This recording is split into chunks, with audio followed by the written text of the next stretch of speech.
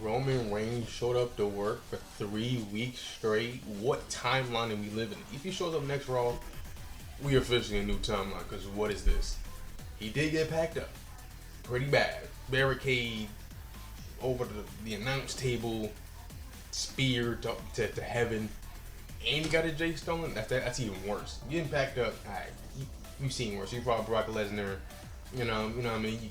You did worse, but the Jays too far, bro, too far. You cut your promo, bro. Roman, get back. But anyway, let's get to the beginning of the show.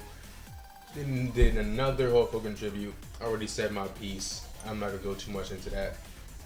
But then the first segment of the night, Jay Uso comes out. Paul Heyman interrupts him before he gets to speak. He's like, "Yo, your dad lied." He goes on a rant talking about how your dad lied and so many people dad lied. And he said it so many times, so convincingly.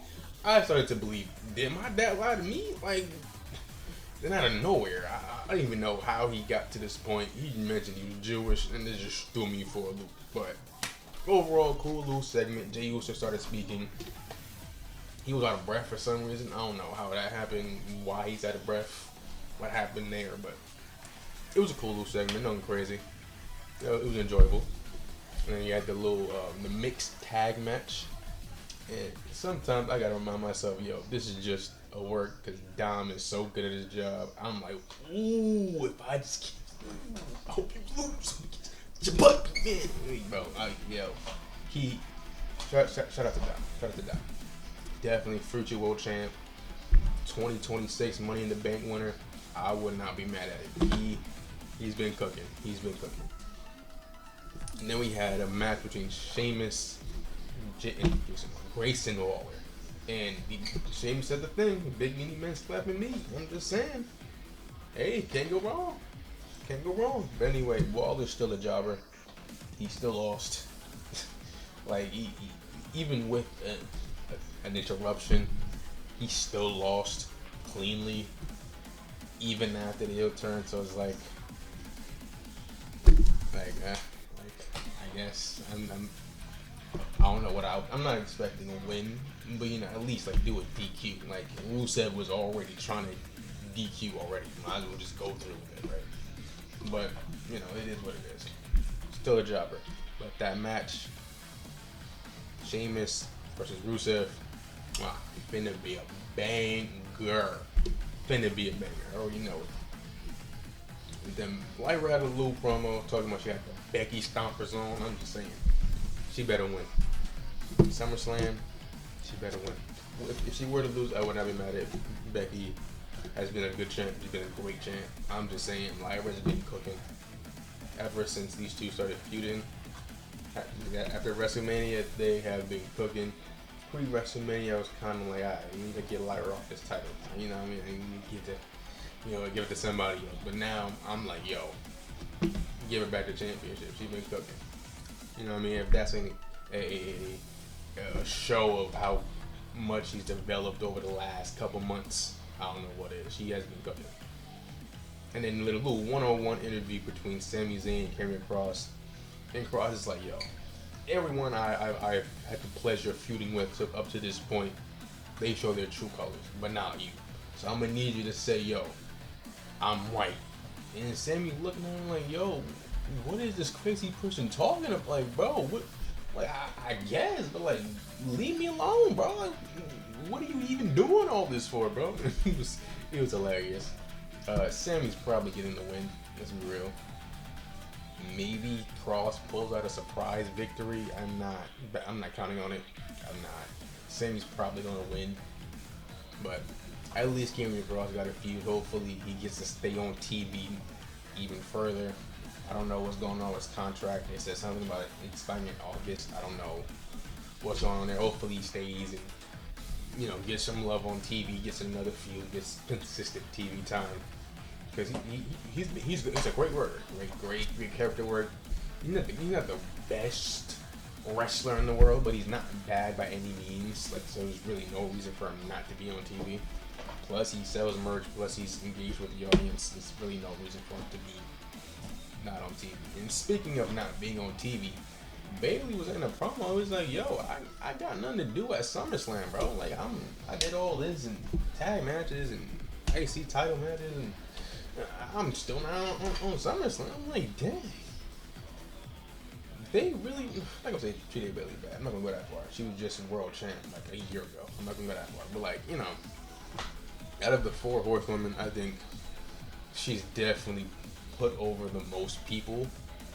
You know, she's definitely taken the pinfall more than she really needed to. And you know, I'm not really don't know what you're gonna do with her at SummerSlam. She's gonna do something.